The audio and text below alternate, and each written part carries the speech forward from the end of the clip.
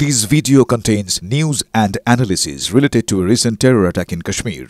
The content may include sensitive visuals and discussions that could be distressing to some viewers. Viewer discretion is advised. We strongly condemn all forms of violence and terrorism. The purpose of the content is solely to inform and create awareness based on verified reports. যদি এমবিএচ kitchen king কিচেনে থাকি তো আমরা যা ইচ্ছে তৈরি করতে পারি। বেগুনের ভর্তা, আলু কফি, ভিন্ডি মশলা আরো অনেক কিছু। Welcome to this special press conference on Operation Sindoor. We will begin with opening statements by the three senior officers to my right here who have been directly overseeing operations during Operation Sindoor. We have Lieutenant General Rajiv Ghai, Director General Military Operations, who will cover the aspects related to land domain. Air Marshal A.K. Bharti, to his right, Director General Air Operations, will provide insights on the air domain. And to my right is Vice Admiral A.N. Pramod, Director General Naval Operations, who will cover aspects on maritime domain. Following their briefings, we will move on to the question-answer session. I now request the DGMO to commence the opening brief. Thank you, Sandeep. A very good evening to all of you, ladies and gentlemen. You are all by now familiar with the brutality and the dastardly manner in which 26 innocent lives were prematurely terminated at Pahalgam on the 22nd of April. When you combine those horrific scenes and the pain of the families that the nation witnessed with numerous other recent terrorist strikes on our armed forces and defenseless civilians, we knew that the time had arrived to make yet another compelling statement of our resolve as a nation. Operation Sindoor was conceptualized with a clear military aim to punish the perpetrators and planners of terror and to destroy their terror infrastructure.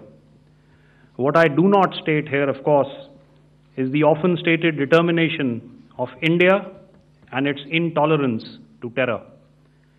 It set into motion a very diligent and microscopic scarring of the terror landscape across the borders and the identification of terror camps and training sites.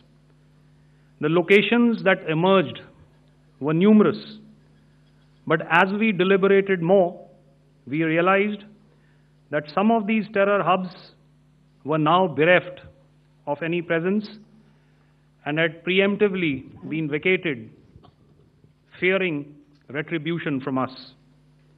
There was also a term of reference and our own binding, self-imposed restriction to target only terrorists and thus prevent collateral damage. There were 9 camps that you are now all familiar with, which were confirmed by our various intelligence agencies to be inhabited.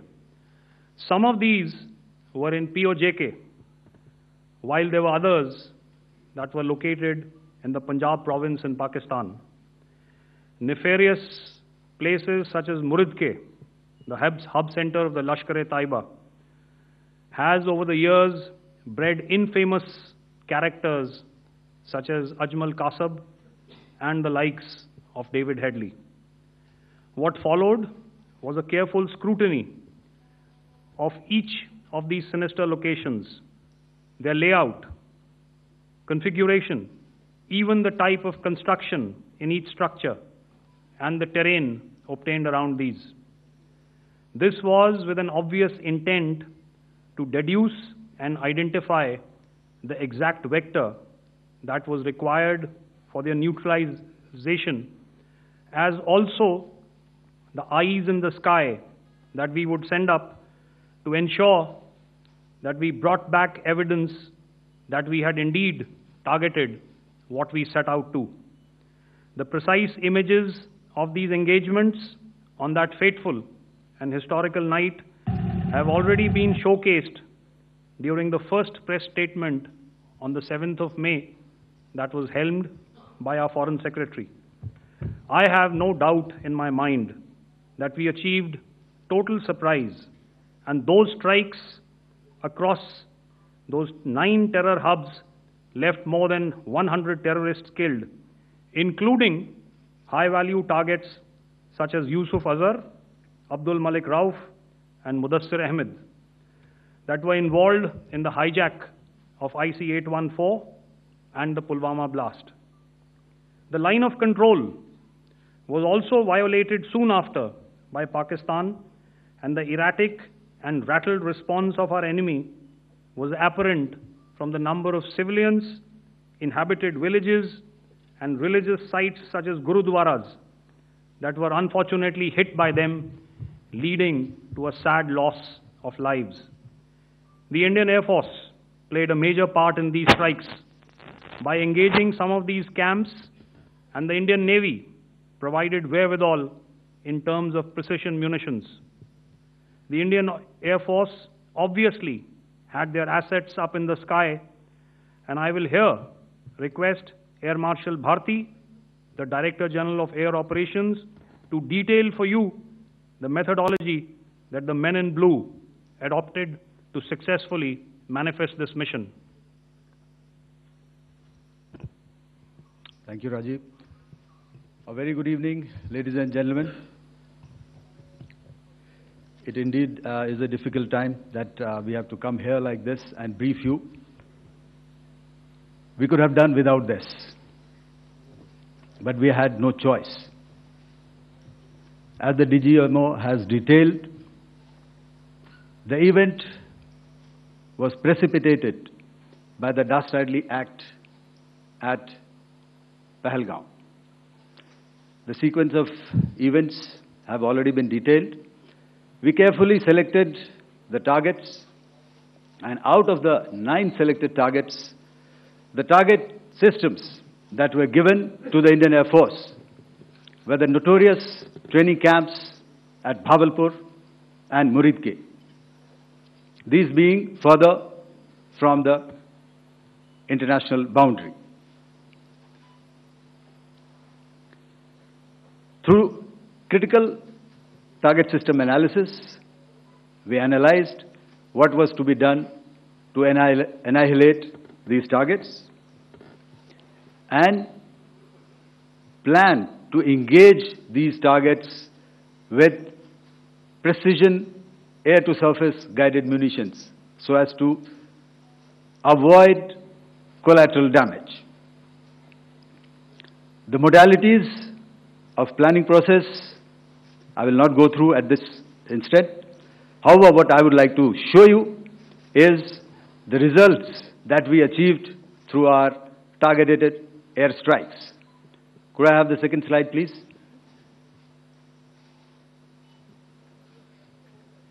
Yeah, change, please.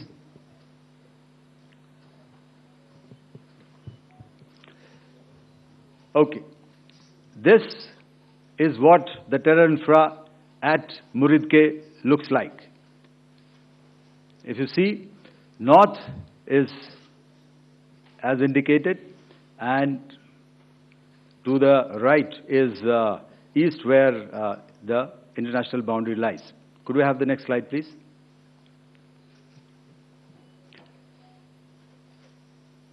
Orientating. Just go back to one slide. Okay. Please have a look at this red building, the series of buildings out here, and this empty ground. Next. If you relate, the empty ground is here, and you see this is the first weapon that is impacting. This is the impact point number 1 on Muridke training camp with our precision guided weapons on early morning 7th. Next, please. Keep your eyes glued for the second weapon coming in. and the second impact on the selected target point. Next slide, please.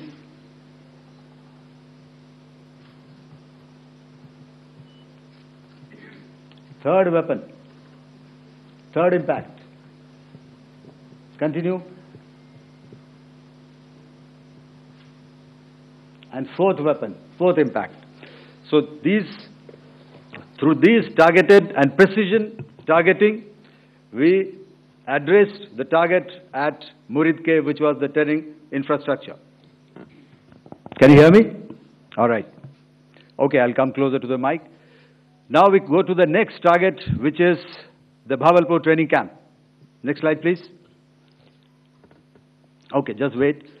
So the effect, if you see, the impact point, if I can point out, this is the impact point. The ammunition has gone through the roof and it has created a blast inside, the photographs of which you would have, all of you would have seen.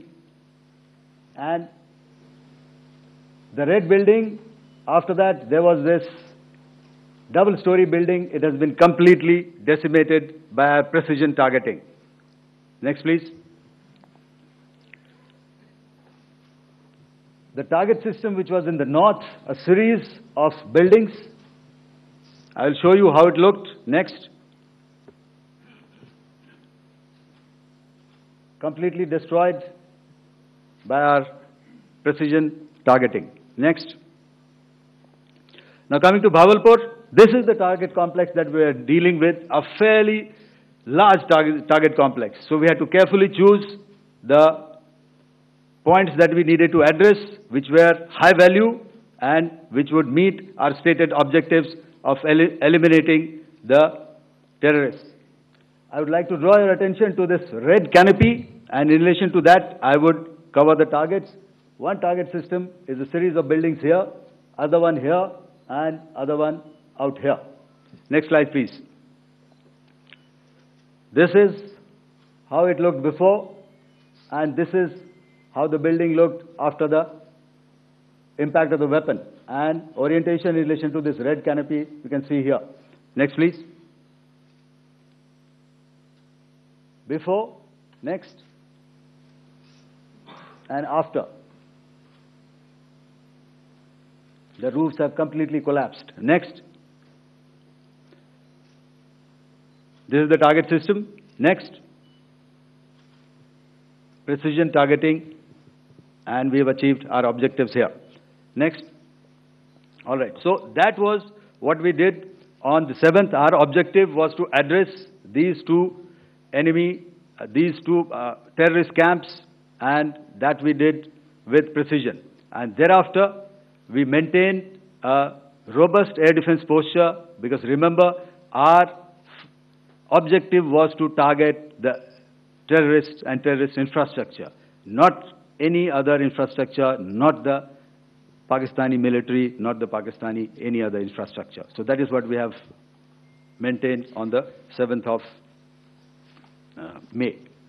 However, what we saw in the evening of 7th of May, we were saturated with a raid of Pakistani unmanned aerial vehicles and small drones.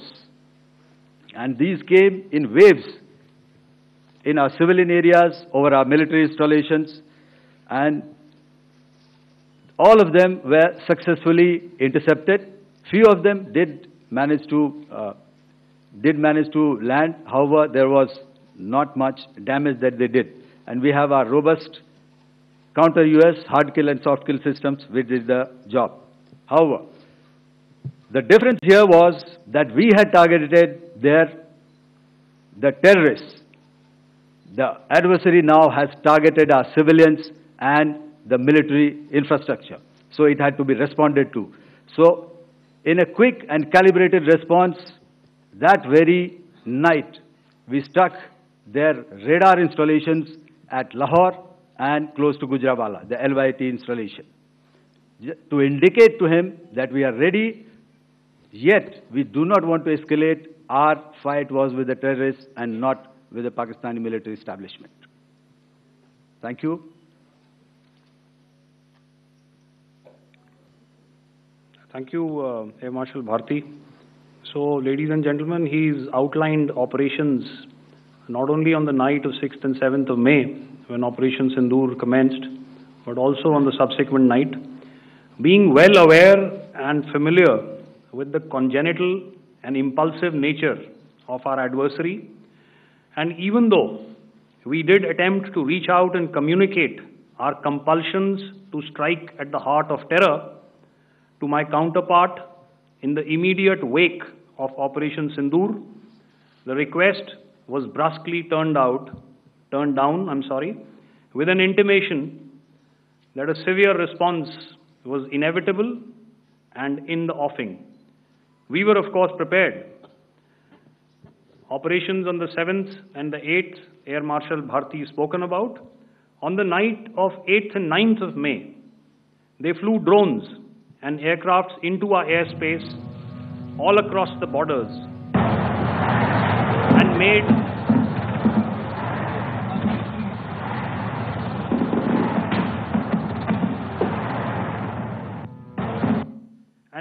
largely unsuccessful attempts to target numerous military infrastructure. Violations on the line of control by Pakistan also commenced yet again and precipitated into fierce arty engagements. The air operations on the night of 8th and 9th of May, I'll yet again request the DG Air Operations to cover.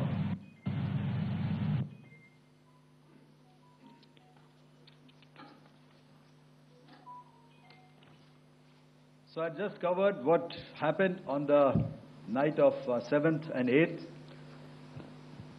What we found that on the night of 8th and 9th, starting as early as 22:30 hours, our cities had a mass raid of drones, unmanned aerial vehicles, UCAVs, starting right from Srinagar, going down right up to Nalia. It was a mass raid in waves, and it was relentless. However, we were prepared, and our air defense preparedness ensured that there is no damage on ground or to any of the intended targets that the enemy might have planned for. The difference between 7th night and 8th night was that on 7th night, he sent in his Jihad class of UAVs, however, these UAVs can go some distance, they are armed. However, on the 8th, less numbers of armed UCAVs were there or UAVs were there, and more numbers of quadcopters, maybe for surveillance or just for harassment of civilians. This continued till midnight. Our air defense preparedness ensured that there was no damage on the ground, either to the military installations or to the civilians. However, the enemy had yet again shown that he wanted to up the ante and he wanted a fight, and we were up to the task.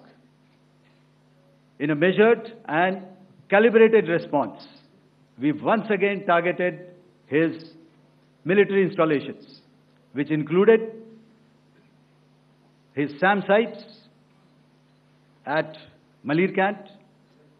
This also included his surveillance radar sites at Lahore and close to Gujranwala. These were suitably addressed, and thereafter his drone attacks continued even till morning, which we countered, and during the daytime there was some respite. Here I would like to bring out another aspect. What we found was that while the drone attacks were being launched from somewhere close to Lahore, enemy had allowed his civilian aircraft to also continue to fly out of Lahore. Not only his own aircraft, but international passenger aircraft, which is quite insensitive, and we had to exercise extreme caution even at the cost of some tactical disadvantage, to ensure that there is no damage to any of the civilian aircraft. And this was also brought out in our press briefing during the day. So I will now hand over to my colleague to cover the events of 9th onwards. On land, we also undertook certain measures such as deployment of air defense and electronic warfare assets to establish an integrated grid with the Indian Air Force, and I have seen and heard some of you wax eloquent about the benefits of such an architecture when it comes to negating and combating air intrusions. We also carried out deployment to include movement of our forces in the land, sea, and air domains. The night of the 9th and the 10th of May saw similar intrusions by drones and aircrafts, and this time there was a concerted effort to target airfields and some very, very important logistic installations, albeit yet again unsuccessful and denied gallantly and efficiently, I must say, by the integrated Indian Air Force and Indian Army Air Defense. We further strengthened our deployment and also initiated some pressure points to send a very clear and unambiguous message to the other side to desist from any misadventures on land. Some of the airfields and dumps saw repeated attacks in waves from the air. All were thwarted. The Pakistan Army has reported to have lost approximately 35 to 40 personnel in artillery and small arms firing on the line of control between the 7th and the 10th of May. What the other side had probably also not reckoned with was the speedy and precise turnaround and hit back by the Indian Air Force. And I will yet again ask Air Marshal Bharti to speak about these significant and game-changing strikes. I will thereafter request Vice Admiral Pramod, my colleague and Director General of Naval Operations, to tell us about some very telling naval maneuvers in the Arabian Sea that exerted pressure on the night of 9th and 10th of May. Over to you, sir. Thank you. Commencing about 2000 hours, that is 8 p.m. local time, on 8th of May, several Pakistani unmanned aerial systems, drones, combat vehicles attacked multiple IF bases. These included Jammu, Udhampur, Pathankot, Amritsar, Bhatinda, Nal, Dalhousie, Thois, Jaisalmer, Uttarlai, Falodi, Nalia. These were almost simultaneous and they came in waves. All our AD guns and other systems were waiting for them. All these waves were neutralized by our trained crew using the air defense systems that they have, and also some of them were utilized using our legacy systems like Pechoras and IF Summer, which we have recently acquired. And some were neutralized by the Garud snipers. There was no damage on ground from these incursions and these mass raids, if I could call them, from the Pakistani side. However, following these relentless attacks on our air bases, on our forward positions, and on our civilian targets, this was time to convey some message to our adversaries. And therefore, a decision was taken to strike where it would hurt. And towards that, in a swift, coordinated, calibrated attack, we struck his air bases, command centers, military infrastructure, air defense systems across the entire Western Front. The bases we struck include Chaklala, Rafiki, and mind you, Chaklala is Islamabad. Rahim Yar Khan, Sakar, sending a clear message that aggression will not be tolerated. This was followed by strikes at Sargoda, Bholari, Jacobabad. We also struck the C2 centers at Murid, the UAE complex at Murid, Rafiki, radar at Chunia, which I will show you, Rahim Yar Khan airfield, and the unmanned combat aerial vehicle hangar at Sakar. I would like to reiterate here that we have the capability to target every system at these bases and more. However, it was only a measured response to instill good wisdom to our adversary to refrain from further escalation. IF's response was directed only at military installations, avoiding civilian and collateral damage. I would now like to show you some of the effects that have been achieved as a result of our air operation.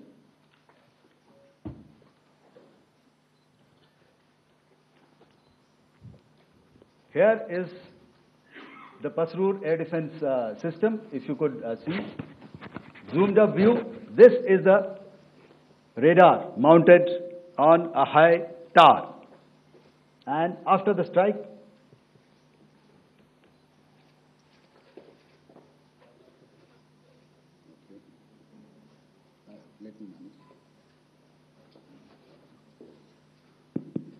thank you.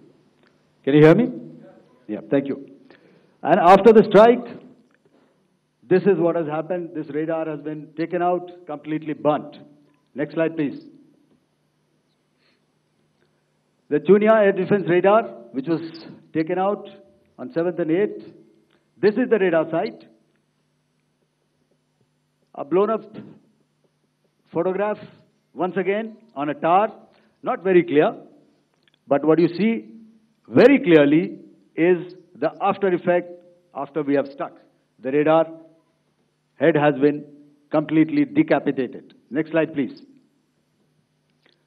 Arifwala air defense radar. In this complex, you see how it looked before, blown up image, and after really blown up. Next. Now coming to Sargoda airfield. Remember, this is one of their important airfields wherein they have a lot of assets, F-16s, other assets which they keep getting, training institutes. And we have stuck this airfield. It is not, if you zoom in here, then one impact point here on the runway and second impact point of our weapon, precision weapon on the runway. And if you see this blown up, repairing going on. Same here. Next. Rahim Yar Khan. This is the area we have struck. A deep strike out here and one complex here. So this is how it looked before, and the same.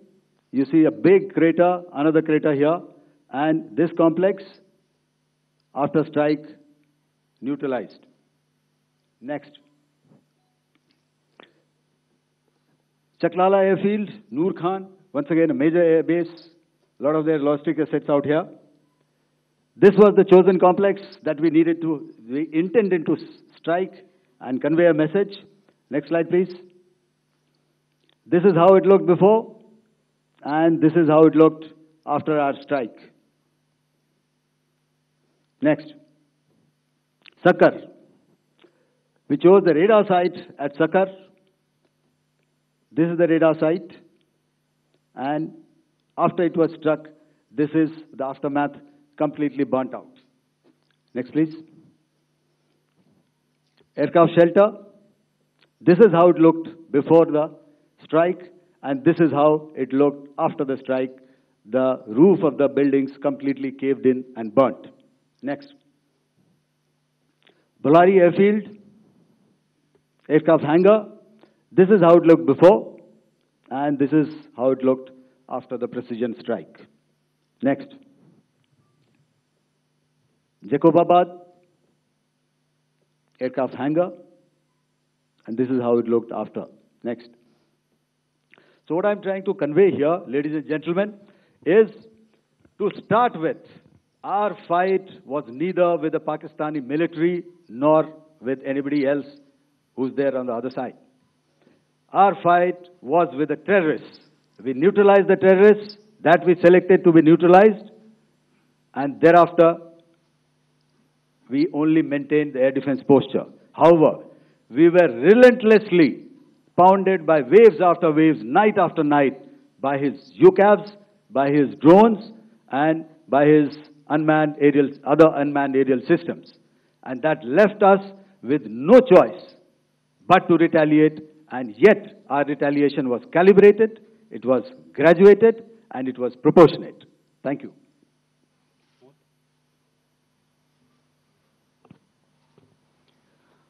Good evening, ladies and gentlemen. In the aftermath of the cowardly attacks on innocent tourists at Pahalgam in Jammu and Kashmir by Pakistani-sponsored terrorists on 22nd April, the Indian Navy's Carrier Battle Group, surface forces, submarines, and aviation assets were immediately deployed at sea with full combat readiness in concert with the joint operation plan of the Indian Defence Forces. You may be aware that we tested and refined tactics and procedures at sea during multiple weapon firings in the Arabian Sea within 96 hours of the terrorist attack. The aim was to revalidate our crew, armament, equipment, and platform readiness to deliver various ordnance on selected targets precisely.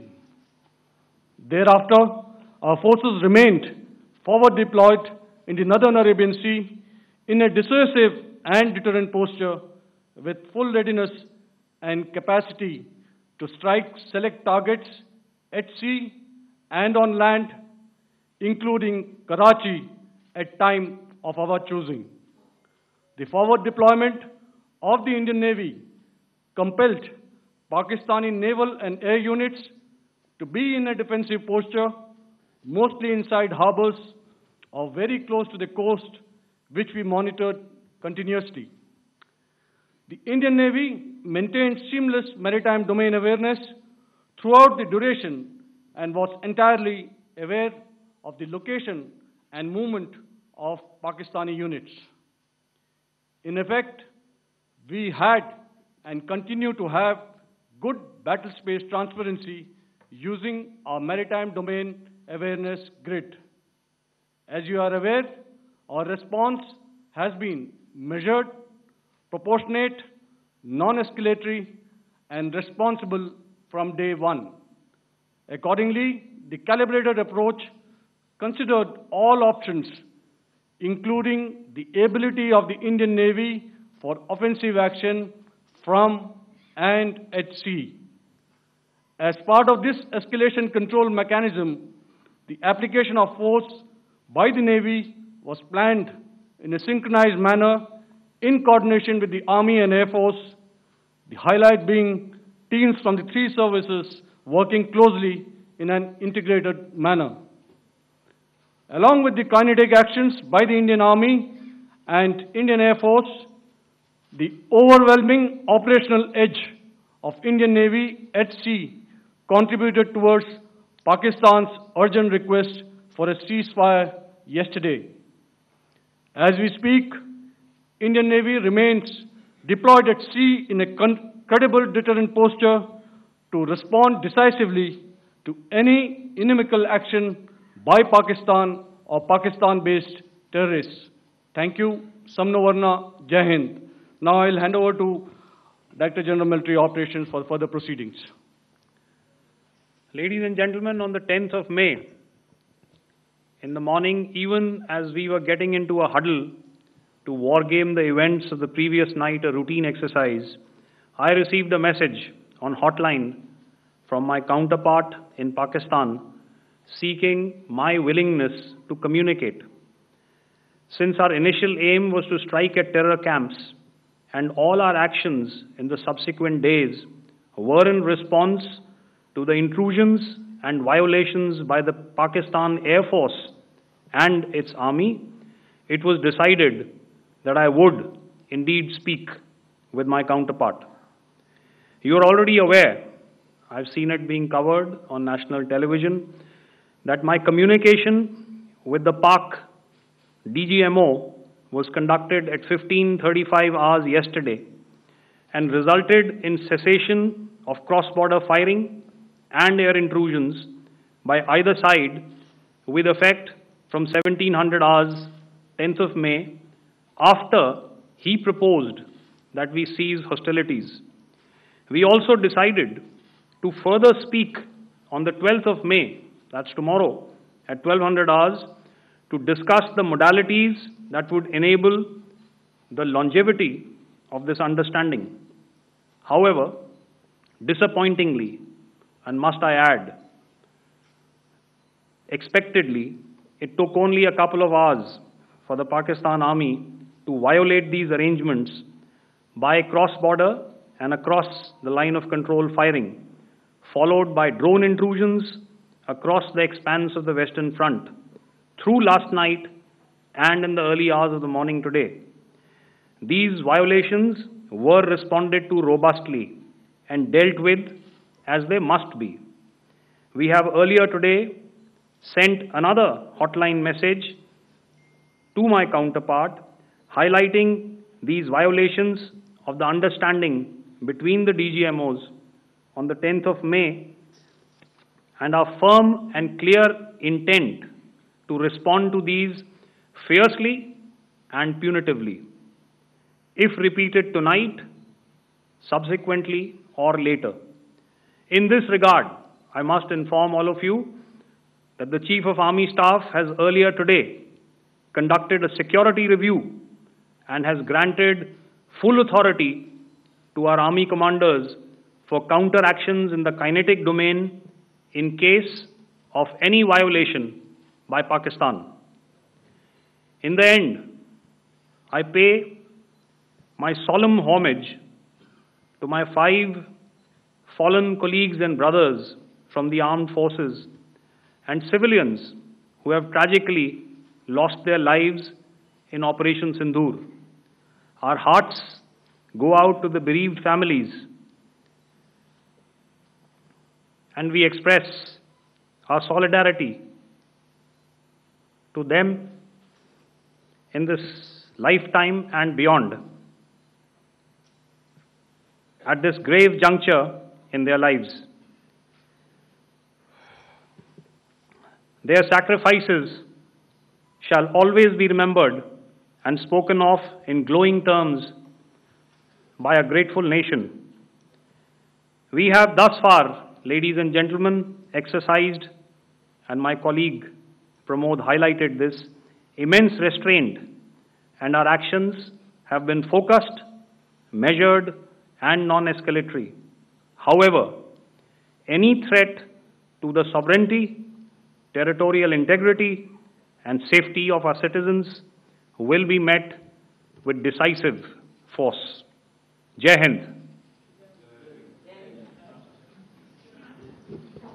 Okay, ladies and gentlemen, we are now open for questions.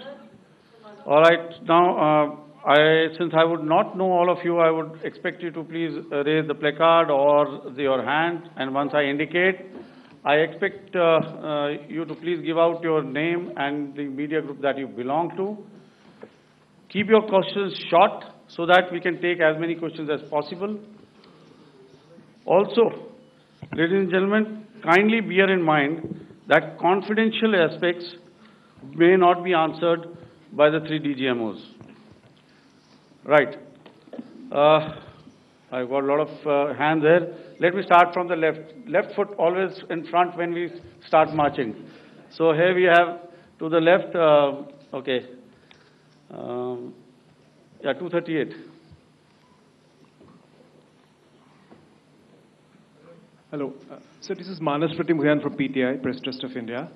So the understanding that was reached yesterday on stopping the military operations and actions, was it for just 3 days? And what would be the cost escalation if there is violation of this understanding by the Pakistani side? And my subsequent question would be that we have a kind of ceasefire agreement with Pakistan that was finalized in 2003. So will there be some kind of similarities in frameworks between the two kind of understandings, 2003 ceasefire agreement and the current understanding on stopping military operations? And again, what are the cost that will be incurring on Pakistan if Pakistan again resorts to this kind of terrorist activities, because we have made it very clear that the cost will be very high. So I would like to have your thoughts on it. Okay, so I'll answer the latter part of the question first. I also want to add that while the initial ceasefire agreement, as you correctly pointed out, is of the 2003 vintage, but I must remind you that in 2021, in the month of February, and this was then when the crisis in eastern Ladakh was also on, the two DGMOs had spoken and arrived at a ceasefire understanding that lasted right up until this unfortunate attack at Pahalgam. Once our Foreign Secretary had announced the decisions of the CCS in the immediate wake of that attack, he had announced certain measures, and then of course Pakistan had in turn made its own announcements. Since then, there have been certain violations of this ceasefire understanding, and of course after the 7th of May, like I pointed out during my statement, that there have been numerous violations on the line of control especially, and of course along the international boundary by the Pakistan Army and the Pakistan Air Force.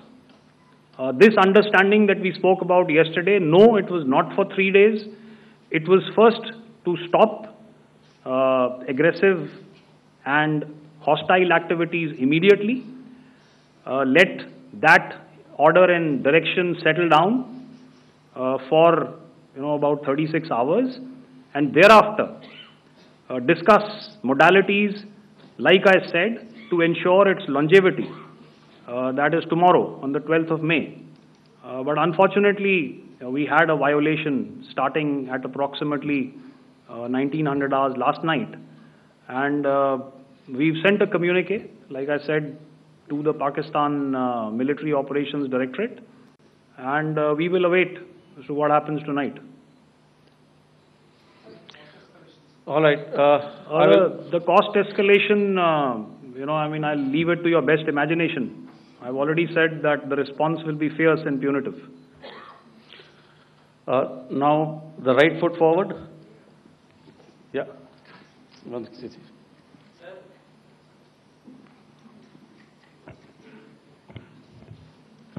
Sir, I am Ajit Dubey from ANI, sir. Sir, my question is that you talked about the loss of lives to the Pakistan Army, that was around 35 to 40 kills secured by the Indian Army. Sir, can you tell us what would be the total loss of life to the Pakistan Army in both Army and Air Force attacks, sir? And how good was the performance of the BrahMos, Scalp and the S-400 during the operations? And sir, since we have just one line, no multiple questions, please. Sir. All right. And since sir, we have achieved such a spectacular, we have made good achievements in this entire operation, can we say that we have emerged victorious, or we have a big upper hand over the Pakistanis in this entire conflict? Thank you very much, sir. So I'll answer the question about the loss of lives on the other side. Of course, there are various means to ascertain that number. There is information from various agencies that come in. There are, of course, on the line of control other ways to find out as to what has been the effect of what you are doing there in ceasefire violations. So therefore, I mentioned 35 to 40 on the line of control, and please remember that once Operation Sindoor was launched, the responses of the Pakistan Army were also on Indian Army or the Indian Armed Forces infrastructure. Let me put it that way. So that's why I did not cover casualties of the Pakistan Army, at least in the initial phases of battle, because those were not our targets. Our targets were terror-oriented, and of course later, once they launched air intrusions and air operations on our infrastructure, we've used heavier weapons, and of course there would have been casualties, but those are still being assessed. The effects of the weapons that you mentioned, I will request Air Marshal Bharti to apprise all of you about those. Good evening, Mr. Sujit. How are you? Ajit. Okay, we're meeting after some time. I never mentioned about any of the weapons that we used. Check. Okay. What I was saying, that I never mentioned of any of the weapons, the caliber that we used. All right. So we'll leave it at that. Those are matters of operational details which I would not like to go into. But suffice to say that whatever methods and whatever means we have chosen, it had the desired effects on the enemy targets. How many casualties? How many injuries? Well, to start with, our aim was not to inflict casualties, but in case there have been, it is for them to count. Our job is to hit the target, not to count the body bags. And the last part of your question, I wonder if you read out the tweet on ADG-PI at midnight once we'd done what we had to in Operation Sindoor. And that's credit to my friend here on the left. Justice has been served, Ajit. That is all that I will say. Ajit, I'll request you to, refrain putting words into his mouth. All right. I'll come back to the left. 147. Sorry, 47. No, 47. Did I see it here or? Yeah. Good evening, gentlemen. Sorry, 147. I saw it there. Sorry. Yeah. Since I've already said 147. Start, please. Hi, sir. Good evening. This is Shivam Patel from Reuters News Agency. Thank you for giving me the opportunity. My question, sir, is how many military targets did Indian Armed Forces strike in Pakistan in response to the attacks from Pakistan? How were these targets selected? And how many troop casualties have been there in total on both sides, if you can give details? Thank you. I'm sorry, where are you? I haven't spotted his... He's to the right. Okay. Can you just repeat that for me, please? Sure, sir. So my name is Shivam Patel. I'm from Reuters News Agency. My question is, how many military targets in total did the Indian Armed Forces strike in Pakistan in response to the attack from Pakistan?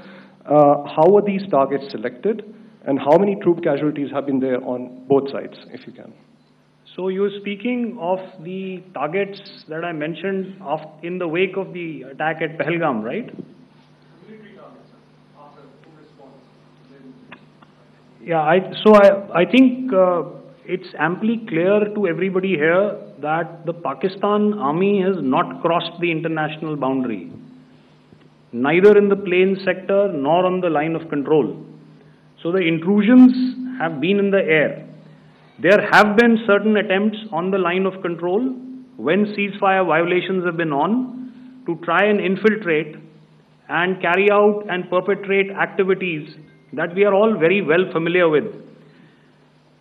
Whether these are by terrorists or by the Pakistan Army or its special forces and commandos is difficult to say, but each of these have been effectively thwarted. So therefore, as far as engagements of military targets on the other side is concerned, I thought Air Marshal Bharti covered those very well and, in detail. And he also mentioned as to how they went about targeting those. I think those images were very clear and very, very graphic in telling us as to what we needed to hit.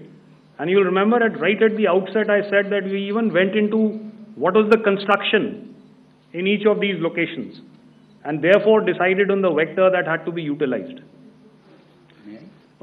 Please. Okay, if I could add to what the DGMO has said. I have already detailed the targets. Now, whether it is X numbers or Y numbers that is immaterial. And what damage have we inflicted? You have seen. What are the casualties on the other side? As I said, that is for them to count. As far as we are concerned, from the air defense side, if they had a choice, they would have definitely come in. They are fighters, there are more numbers of UCAVs. It is not that they did not intend to come in. It is only that our robust AD posture prevented them from coming in. So that must be known, and that must be realized by all the audience here. Yeah, I'll come to the left now, 24.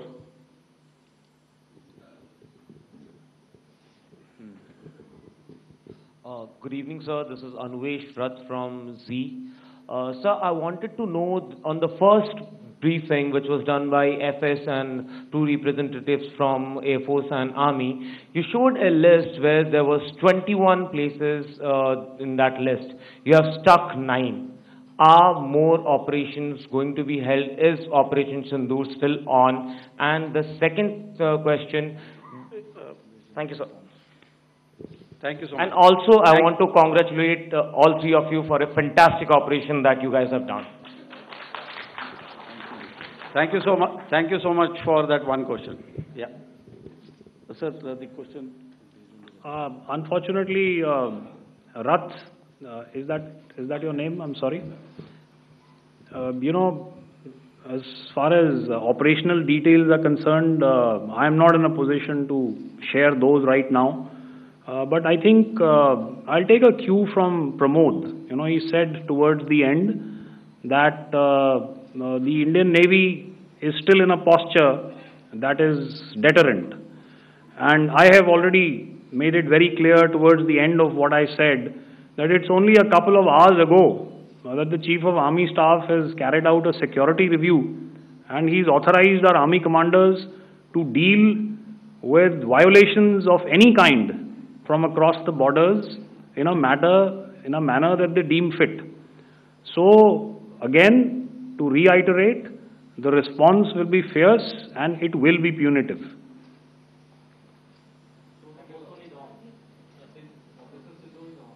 Yes. 163.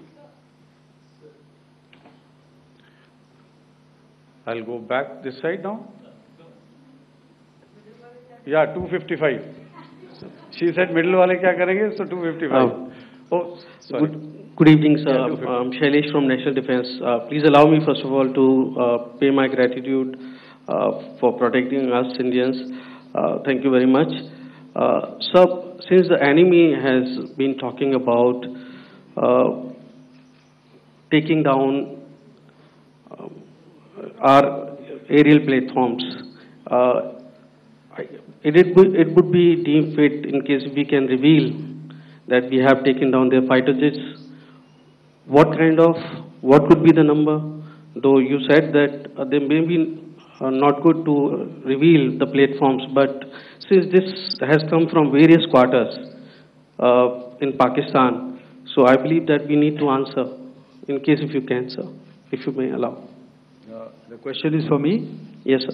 Okay, and if I get it right, you want to know how many of their planes we have downed? Yes, sir. Yes, sir. All right. See, as I said, their planes were prevented from coming inside our border. All right.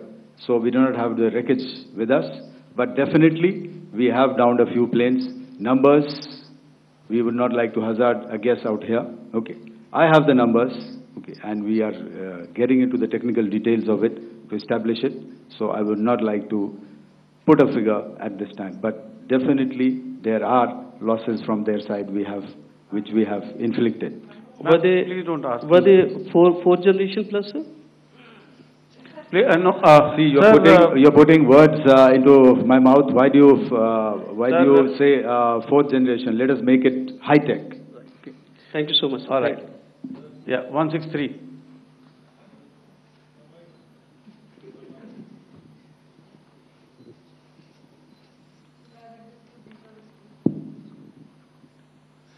Sir मैं मंजीत नेगी हूँ आज तक से। मेरा सवाल ये है कि इस पूरे ऑपरेशन में जो आतंकी ठिकानों को निशाना बनाया गया, क्या नंबर्स कुछ बता सकते हैं कितने आतंकी मारे गए? कुछ नाम सरकार मतलब कुछ नाम मीडिया में आए भी हैं जो बड़े उसके मास्टरमाइंड थे। और एक सवाल जो आज एयरफोर्स ने भी एक ट्वीट किया कि ऑपरेशन सिंदूर अभी जारी है और सरकार की तरफ से भी कहा गया। और पिछली बार जब विदेश मंत्रालय की प्रेस कॉन्फ्रेंस पहली हुई थी उसमें वो लिस्ट दिखाई गई थी कि 21 टेरर कैंप आइडेंटिफाई किए गए हैं। तो क्या जो बाकी बचे हुए टेरर कैंप उन पर भी कार्रवाई होगी? और एक नंबर अगर आप बता पाएं कितने टेररिस्ट मारे गए? Sir, before you answer, sir, before you. Manjeet ji, 3 questions. The third one has just been asked here before. So 21 this thing. So I'll request the first to be answered so that we have more number of people who can ask.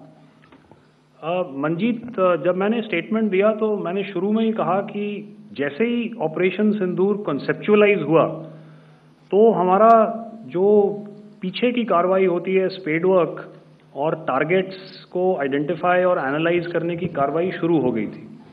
मैंने जब statement दिया तो मैंने बताया कि बहुत सारे थे, हमने 21 दिखाए होंगे और भी हैं, लेकिन वो लिस्ट फिल्टर करते करते 21 तक पहुंची।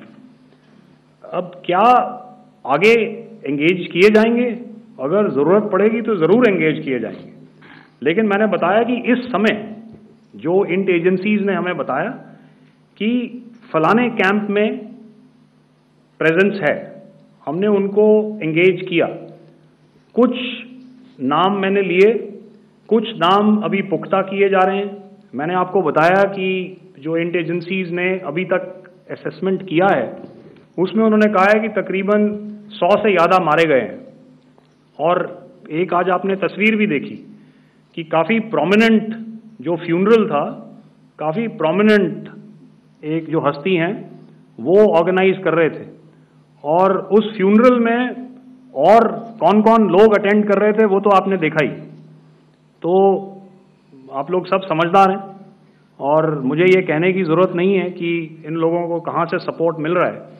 अगर नहीं मिल रहा होता तो ऑपरेशन सिंदूर नहीं होता, तो उसी की वजह से है ये ऑपरेशन। तो मेरे ख्याल से मैंने आपके सारे सवालों का जवाब दे दिया। Ma'am, sir next is from 17। Sir मेरा नाम अंजू निर्वाण है, TV9 भारतवर्ष से।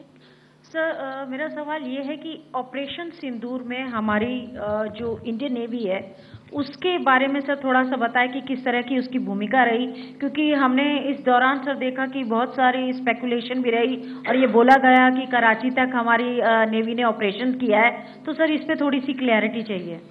और सर हमने कौन कौन से फाइटर एयरक्राफ्ट डाउन किए हैं, अगर उसका भी थोड़ा सा क्लैरिटी मिल जाए तो अच्छा रहेगा। तो मैं आपका पहले सवाल का जवाब दूंगा। I will make few sentences and leave it for your imagination. First of all, as I mentioned, we have quantitative and qualitative edge to deliver a massive blow to our adversary, and we completely dominate in the maritime front. Indian Navy's action is part of the escalation ladder mechanism which we have worked out amongst 3 services. This time, if Pakistan dare take any action, and Pakistan knows it, what we are going to do. That's all. Okay. आपके सवाल का जवाब मैं पहले दे चुका हूँ। आपके सवाल का जवाब मैं पहले दे चुका हूँ, इसलिए मैं बस उस तक ही सीमित रखूंगा और इतना कहना चाहूँगा कि आने वाले दिनों में आपको खुद ही पता चल जाएगा और ऐसी बातें छुपी नहीं रहती हैं, तो पता चल जाएगा. So at this time we'll just let it be. Okay, ladies and gentlemen, we have one or two more questions, sir. So please, they are going to be outside. You can speak to them there also. 104.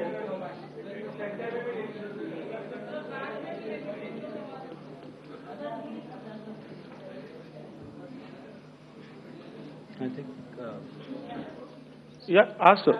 Sir, Dinakar with the Hindu newspaper. Are you surprised that you got this question? No, sir. I'm waiting for this to look.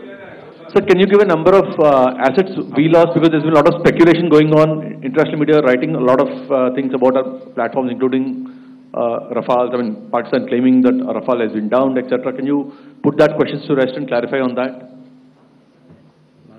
I guess that question is for me. All right, I'm happy that you've asked this question. You know, we are in a combat scenario, and losses are a part of combat.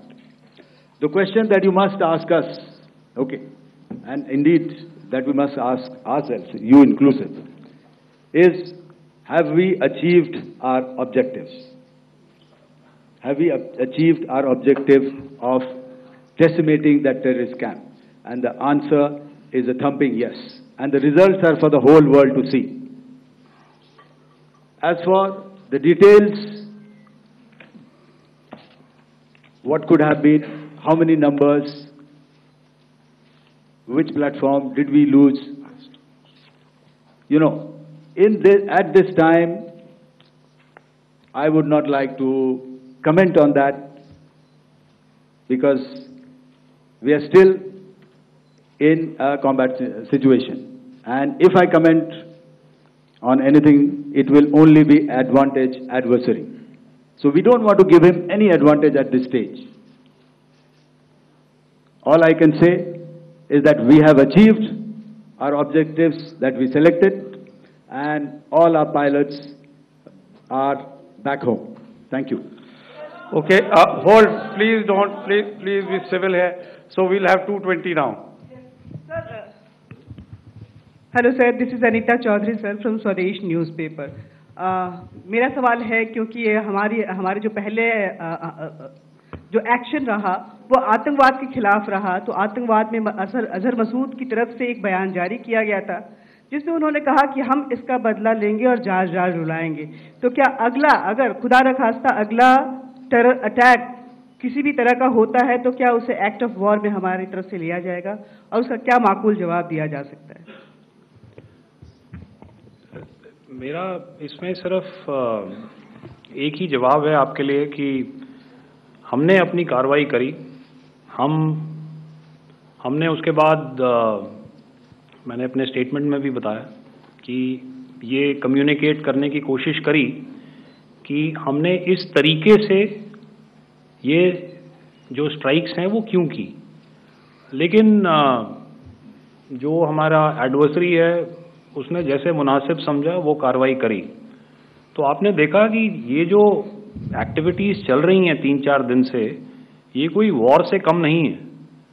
Normal circumstances में एक दूसरे देश की air forces हवा में नहीं उड़ती हैं और एक दूसरे के ऊपर स्ट्राइक्स नहीं करती हैं.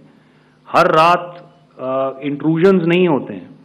लाइन ऑफ कंट्रोल पर सीज फायर वायोलेशंस, आपके एक साथी ने सवाल पूछा था शुरू में, एक सीज फायर अंडरस्टैंडिंग था, वो भी जा चुका है.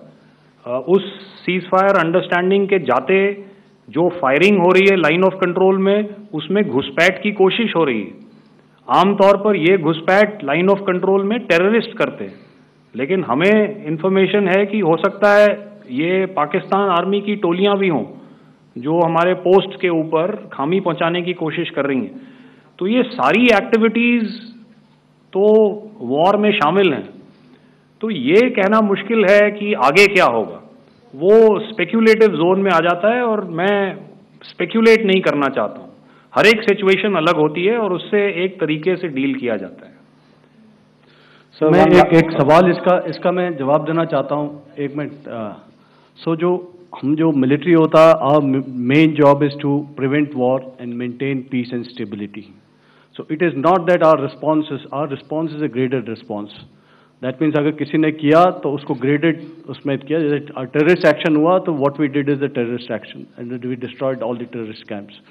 उसके बाद आपने देखा कि उनने थोड़ा सा कोशिश किया तो हमारे एयरफोर्स एंड आर्मी ने क्या किया, तो मिलिट्री टारगेट्स हैं उनको उनके ऊपर थोड़ा.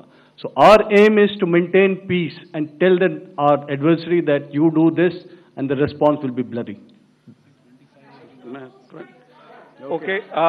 Now, as per the please, we'll have 166 and 25, and after that. বাহ, এবার হয়েছে স্বাদ। হ্যাঁ, অপূর্ব স্বাদ।